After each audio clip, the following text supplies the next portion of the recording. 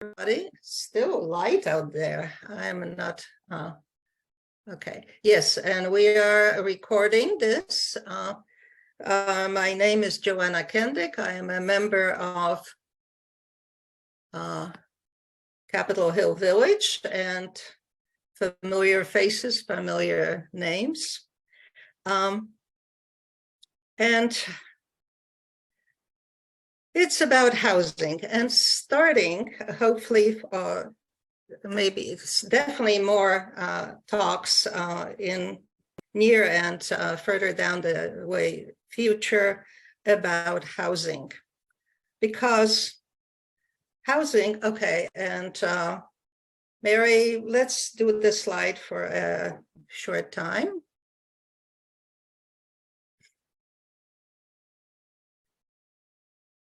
Yeah, so housing, certainly in my opinion, and I think we all agree, is a basic human right. A roof over one's head should be a basic right. But is that true in our society? Was it in the past? Is it now?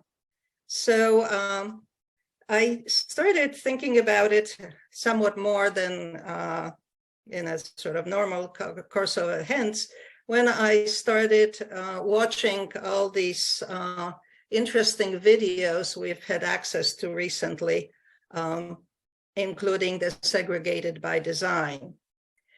So we'll watch it again. I suspect many of you have already seen it, maybe more than once. And I will give you a little refresher about segregated by design, in other words, redlining, in a moment. But a reminder, we are recording this talk with the exception of when we are watching the video. And I assume that's okay with all of you. So, redlining. Redlining is a discriminatory practice in which services, financial and otherwise, are withheld from potential customers who reside in neighborhoods classified as hazardous to investment. These neighborhoods have significant numbers of racial and ethnic minorities and low-income residents. And then it keeps on going, Wikipedia does, about various kinds of redlining, starting with lending practices, but then sort of spreading to healthcare, food deserts, etc. So let us watch the video about redlining.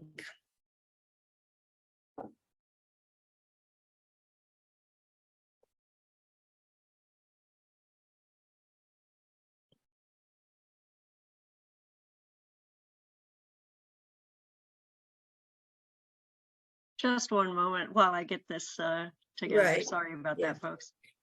Yeah, it is segregated by design. I'd have to look up it. I managed to find it in 2 or 3 different places when I started clicking on things. So the web address is www.segregatedbydesign.com.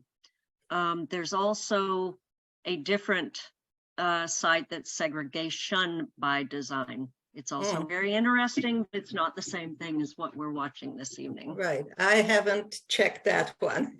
Yeah.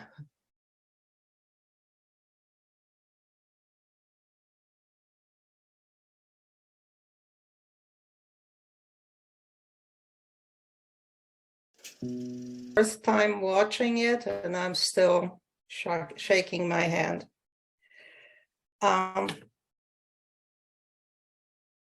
All right, let me talk, and in a moment, Mary, give me a moment, and then we'll go to slide 1 again. Right, so my first reaction was, did they mention that segregation, redlining was put into law, actually, by Congress in 1935? Anybody noticed? Yes, no? I don't know. But okay, now for slide one again.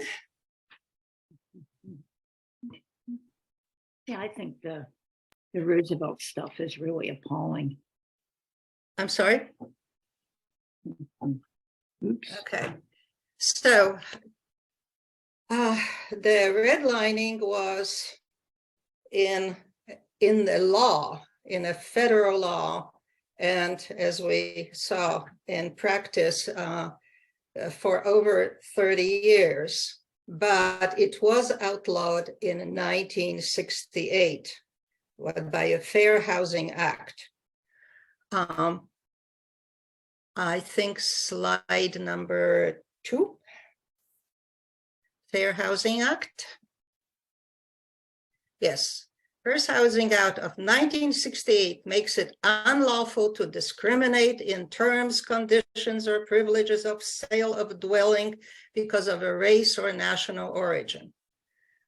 However, I found out that in parallel with this law that was limiting a whole category of people of or making it difficult for them to obtain good housing, there were laws in operation since 1930s that established programs supporting home ownership and various forms of affordable housing. Somehow I have not heard about it before. Slide number 3. Let me run quickly through those laws. 1934, Act of Congress created the Federal Housing Administration, which made home ownership affordable for a broader segment of the public with the establishment of mortgage insurance program. 1937, U.S. Housing Act sought to address the housing needs of low-income people through public housing. We'll come back to that. 1965, Congress created, that's not HID, HUD, a cabinet level agency of the federal government. It succeeded the Housing and Home Finance Agency, which succeeded National Housing Agency. So from 1930s, there were things going on about making housing more accessible. And Civil Rights Act in 2 acts, 1964 and 68, included housing provisions that were intended to prevent discrimination against members of protected classes in private and public housing. Now here I am for a moment confused because we had the Fair Housing Act 68, but there is something going on a little before that in 64. And Congress passed in 69 Brooke Amendment codifying limitations on the percentage of income a public housing resident could be expected to pay for rent. Okay, so all this hints or reminds us that laws, while there were laws against who can live where, there were laws encouraging housing, but I have to assume it wasn't equally applied. And the 2 laws that seem to be contradicting each other, the redlining and these laws we have here. So what is going on now? Next slide. I've been, all this is, Googling things and clipping things from websites where I found it. And this list from the website of New York City Furman Center, I need to look up exactly what they are. It was recent and sounding convincing. There are federal programs for affordable housing in our country, and this is the list. Low-income housing tax credits, tenant-based rental assistance program, project-based rental assistance program, Public Housing Operating Fund and Capital Fund, Choice Neighborhoods, Home Investment Partnership Program, Community Developed Block Grants, National Housing Trust Fund, Capital Magnet Fund, Rural Housing Service Programs, and Qualified Opportunity Zone designations. Most of them sound familiar from what we've read, what I've dealt with over time. How many of these categories are in practice in Washington, D.C.? I am still not claiming full knowledge of that, but certainly we have tenant-based rental assistance program, probably project-based programs, and probably a few other ones. So let's, next slide. I'm not seeing the top of it. Okay. All right.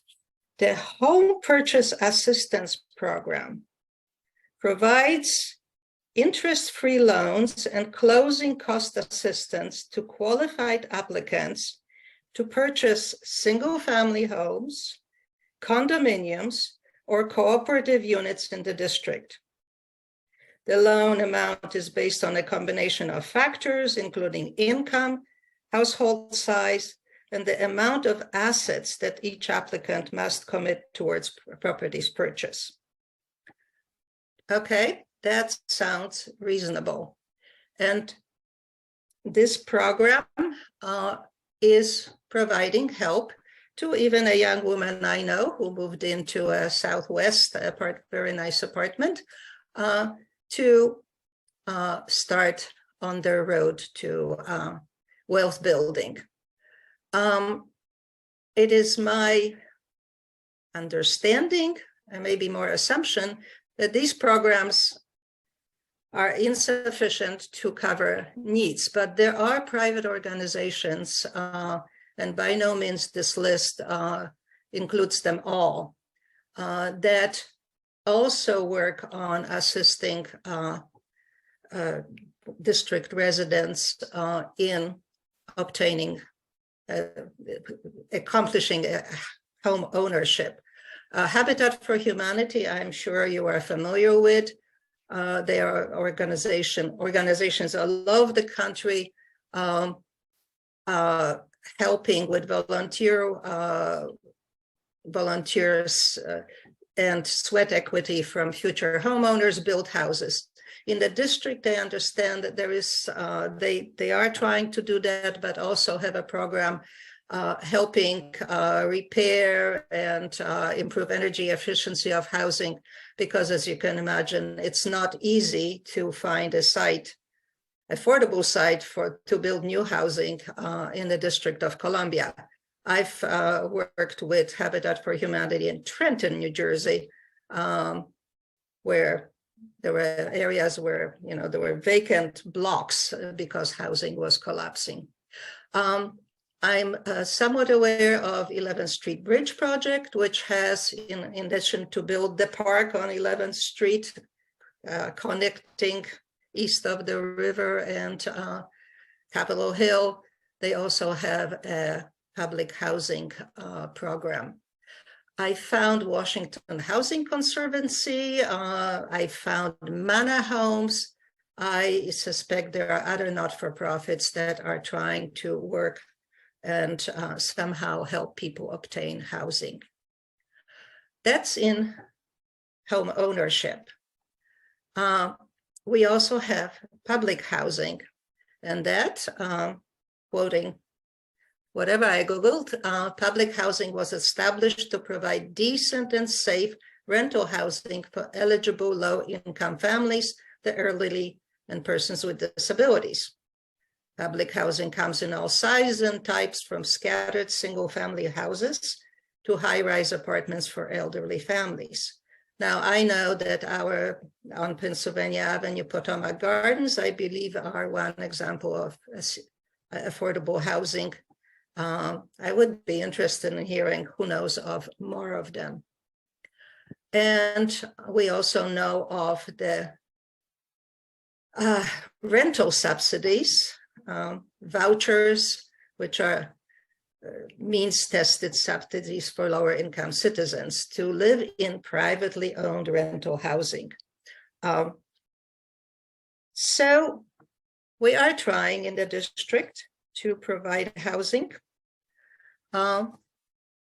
And how well it works is another question, but let's me stay a little bit with these topics. Next slide. Okay. All right. I've just read this out. All right. Next slide. And last slide. Before I come to that, I sort of mulled over the ownership and rental issues and how well it's working. And one, in terms of home ownership, what I understand from reading, observing things, District of Columbia, and I suspect most of the communities or cities we know, are not keeping up with producing housing of any level to keep up with demand. People are moving into the district, and there is a large segment of population which is poorer and not quite in the market for 1 million two row houses on Capitol Hill. And in addition to the market versus people's income, there are also still racially motivated practices out there. And there was a very interesting video I suggest you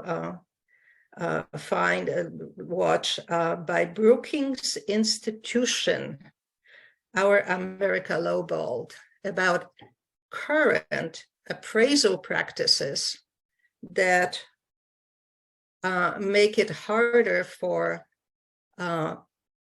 Black minority homeowners to build that wealth, and because their appraisals come lower than people in neighborhoods that are perceived as white. And if we look at Hill-Rag and sale prices of houses, Capitol Hill and Anacostia, we see the difference. But, you know, the chicken and the egg issues are a little bit involved. In rental, we've heard many a times about public housing not maintained properly by municipality that owns it and runs it. And recently we saw also a program, well, read about the voucher program, the rent subsidy programs, where our housing authority is overpaying landlords, and therefore there's less money for the people who need it. And that article showed up in Post on February 19th, I think. And just recently, I read an article that a Councilman Fruman, I think that's Ward 3, is proposing a new bill to maybe fix that problem. One hopes. So, as a society, we're trying. We may be not doing all that well, but we are trying, and I guess there is probably room for our advocacy and involvement when we come to community meetings about new developments. And I haven't touched about PUDs, and all sorts of development programs that are going on that could, and to some degree, produce affordable housing. And I'd like to conclude with a quick look at terminology and affordability issues. So maybe that last slide for a minute or two. We all are, so affordability, people who earn less can afford less, and if we want to live in diverse, equitable communities, we need to do, and we do something about it. So the subsidies are means tested based on person's family's income. We probably all are familiar with that old term, area median income. I found out that now we are supposed to use median family income, a new term, but meaning essentially the same thing. And we talked about ADUs, affordable dwelling units. What happened with the black thing here? Whatever. The DC has inclusionary zoning program, and as of July 2022 report, the household median family income, household of one, was $99,000, and the numbers go up for household of 2, 3, and 4. And inclusionary zoning, in other words, at which level below that income some sort of help is available, is in the district at 50, 60, and 8% levels. There is a huge amount of information and complicated information, how you apply this in charts, and I can help you go through it if you really want to. But I clipped a little bit here of the in the categories that you see below that chart. And I also did a little quick calculation to put things in perspective for me. If we're talking about minimum wage, I believe is $15 an hour, except for tipped wages, another story. Your early earnings at 40 hours a week are $31,200. And if the minimum wage were at 25, and I believe there is some talk of that being for the home care help for seniors, yearly earnings are slightly over 50,000. So a mom with one kid would certainly qualify in all those categories if she's a, home health aide. So here we are.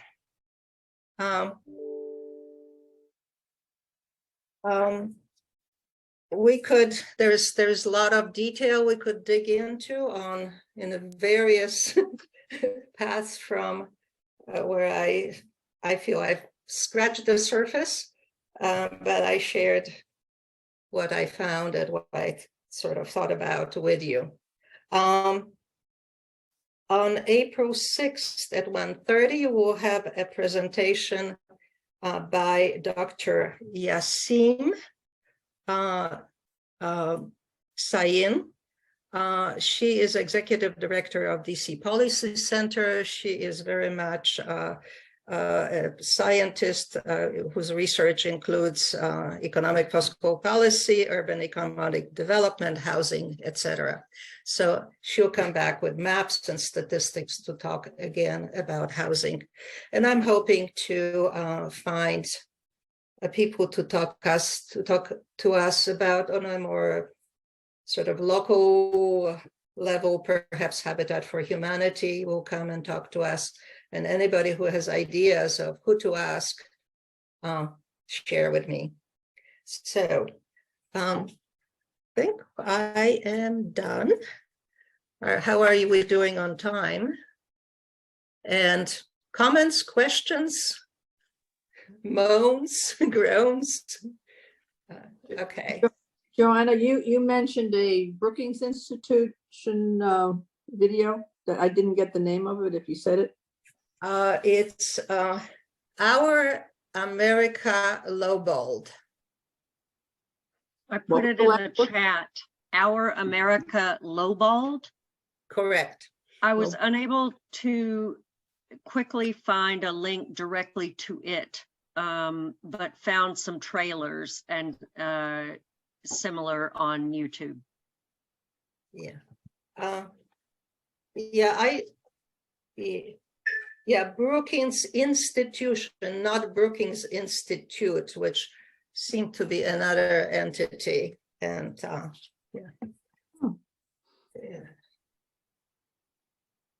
yeah.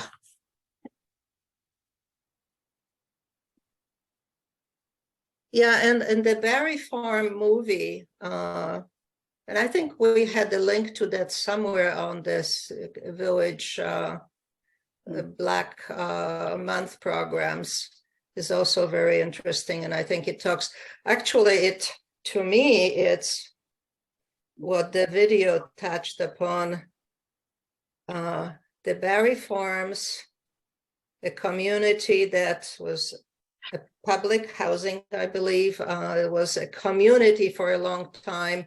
Most of it got demolished now because DC government is planning to improve it, expand it, but makes it mixed income housing because, you need some developer money to help build affordable housing, and how you strike the deals, that's a whole other story.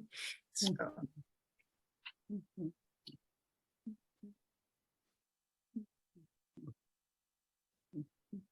Do you have any other questions or comments?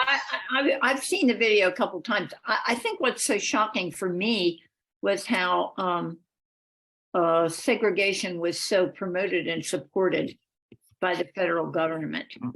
It was in the law, which still amazes me. Yeah. Yeah. And I think that's what I found so shocking. I mean, I thought I knew about redlining. I think I don't know who I thought was doing it, but maybe I blamed real estate agents. I suspect I did. But the fact that it was really promoted, and my hero FDR was not so great on this, and that his administration was pretty terrible. And that's a lot of this came out. Some of this came out of the New Deal. I think was kind of shocking too. Yeah. The real estate agents were still involved in it. Sure. Oh yeah. I think we know that they were yeah. Oh, I agree. Yeah. Fran, I think in the 1930s, everybody was like Franklin Roosevelt. I mean, it should not be surprising. Yeah. I mean, segregation was just accepted as the way of life in the United States of America. It's very sad. Right. Yeah. I think I've been naive on this. Yeah. Joanna, what was the name of that video we just watched? This was Segregated by Design. It's a good title. If you like to read about this stuff, there's a wonderful book out by a law professor from the Baltimore Law School called The Color of Money. Well, he's the one that did the film. The film did is he? based on That his sounds book. familiar. Yeah. Yeah, it's Yeah. very much the same. No, I think the film is done based on the one called The Color of Law. It's Richard Rothfuss. It could be called Color of Law, yes. That's what he's talking Okay. about. So it is the same And he guy. actually spoke at the Hill Center a couple of years ago, along with the head of Howard Law School. Right. Yeah. And he's in Baltimore, huh? Yes, yeah. Wow. Yeah. I think the thing that's so striking to me is how these discriminatory policies, even the ones that have been specifically outlawed, have crept into every level that's involved in home ownership and in housing. So, my that grew out of white supremacy and me study, we did a session that showed us how, and it's in this film as well, how appraisals are discriminatory, housing appraisals, and how taxing, property taxes, that the lower the income, the lower the appraisal of the house, the higher taxes they pay, often higher than those of us that live in $1 million houses. And this is in Washington as well. So there are a number of policies that continue to prohibit home ownership in DC that we could begin to look at as ways to press against, to lobby against, to bring public attention to, that get very little public attention. Yeah. Can we, do you think we can find out about why the taxes are so unequal? And Well, we can how find are out they how it set up in works the district? first. You know, I gave you the name of the woman that can talk about that. Okay.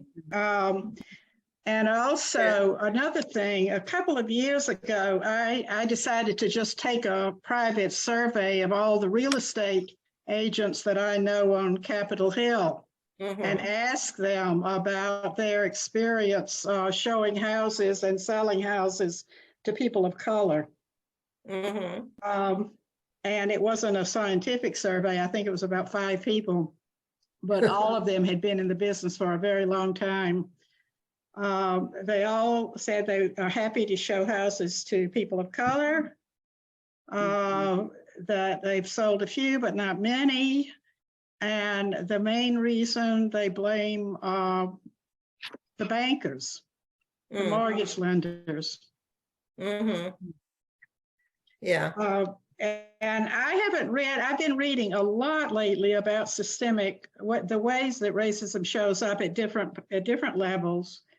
But I can't recall reading anything about how the mortgage lending and banking industry. I know that the banks, you know, when we all lost a lot of money not so long ago, because of this bundling stuff they were doing, that this had a lot to do with the bankers were using low-income people essentially to build people and make a lot of money. So, you know, that may have scared away any kind of lending. It may have created policies that are even more draconian and more anti-affordable housing. I don't know, but that might be something we want to look at some point too.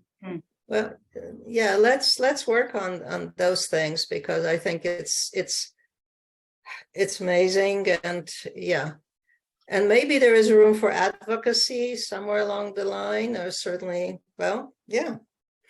Lee, are you familiar with any of this? Because I know you've done housing and you were involved with some housing here in the Hill, that the low income housing. Do you have a feel for the mortgage issues or the banking issues? Well, I don't have the feel for the banking issues, but I think that is where a lot of the problem arises now. Right. Right. My work was really in the production of low-income housing. And being on the Hill, it was the creation of the townhomes down on I Street. And Oh yeah. Now that was an interesting coming together. I think the National Capital Bank was very involved in that, and they went out on a limb. A lot of people didn't like the idea that they were helping to support well, that. actually, the president of the Capital Bank at the time was against what was produced there. He wanted market rate housing. And But they still gave the money, right? no, the money didn't come from there. He was on the they were on the group that was the developer for it. But that's been such The money for it came from the housing and urban development under the Hope 6 program. Yeah. That Has been such a successful project. of the federal. And I don't understand why that has not been replicated in other places, because it's mixed housing in so many ways. It's very, very unique. It was created as a co-op, so that the people who live there own the organization that owns the real estate. Right. And the people at 120% of median income, their rents each month support those people who are at 30% and 50 or 60% of median income. Yeah. But it was public housing originally, and now it is not public housing. It's kind of mixed income housing. but it's mixed between very low income and 120% of median income. And then there's some market rate housing mixed in among the dwellings. So it's a beautiful project. I was very proud to help with that. Definitely. Wow. How big are we muted? How big is it? How many? Right, we are muted here. How many? You know, I'm now 82, so I can't remember exactly. Townhouses. It's over 100. Okay. Over 100 units. Mhm. Mhm. So That sad that it sounds, hasn't been yeah, replicated. about right. Because those townhomes are, some of them have 3 units in them. Right, yeah, yeah. And it's a nice Yeah. neighborhood. Beautiful neighborhood. Yeah. What's the racial breakdown of the whole? Do you know, or what it was in the beginning? I don't, I'm sorry. So everybody I know that got places Of the there is income white. levels, of the income levels? Is that, The neighborhood. Yeah, no, racial. oh, racial, no, I don't know. Well, if you go over there, it appears that it's quite, It's mixed, I know. Yeah. Yeah. Yeah. and they have handicap units and that we have members of the village who've lived there. Still live there. Right, right. Yeah. Who are not low income, I would say, but Yeah.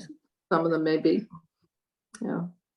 The new development at Eastern Market, does anybody remember? I think when it wasn't planning and all the discussions about the density, there must have been talk of percentage affordable housing, but the building that was built first, it actually is fully affordable housing. Yeah. The but north, I the don't north know building now at is, what level? yeah, the The north north building building. is all Yeah. affordable housing. Yes, yes. And I understood that it was senior housing, but it may not be. I don't think so. I don't think so. No, but It's I a don't. very think so. long waiting list. Of course, there. yes, yeah. Yeah. Is there? And as I recall, it's only 22 units. Oh, gosh. Yeah, but also the residences, I think, also have a several low income units in it Okay, to right, meet the inclusionary zoning requirements. right. Really, the residents, in other words, the other building has Yes. low income. Yeah. I believe it does, yes. Right. Patricia, you're shaking your head too. Is that you? Yes, know- yes, it does. And all the new housing, and I know housing down by the stadium also has that. Mhm. Okay, I live within a site of the development on Reservation 13. And the first development, one of the buildings is actually a permanent supportive housing for homeless, primarily women. Yes. And in the second phase, which is a little further down the hill, I believe the intent was that there was a pretty good percentage of affordable housing, but I'm not sure that the contract that was signed is, up to those levels. And on my to-do list, check it out, but life goes on, and it's done deal by now, unfortunately. But we'll see. There'll be So more I think housing the build out Bottom there. line is we always need more. We also Yeah. need more of market rate housing, because then the rents and cost, presumably, when the supply meets or exceeds demand, then the market responds, but it doesn't seem to be happening. So, okay. Wait, I'd love more to talk. But we're kind of running out of time, and as I said, check out the April 6th, 1:30, I believe it is, in the afternoon.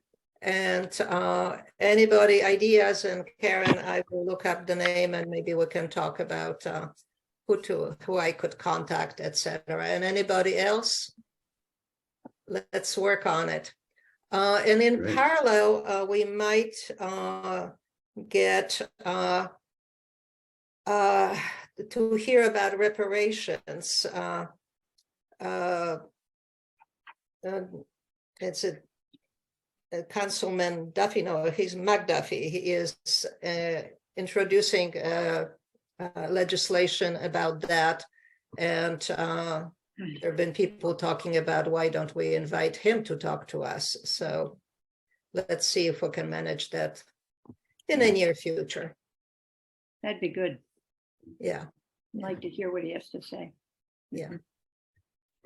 Okay. Anything Thank you very else? much. Thank you. Thank you. Thank you. Thank you. Great, great talking.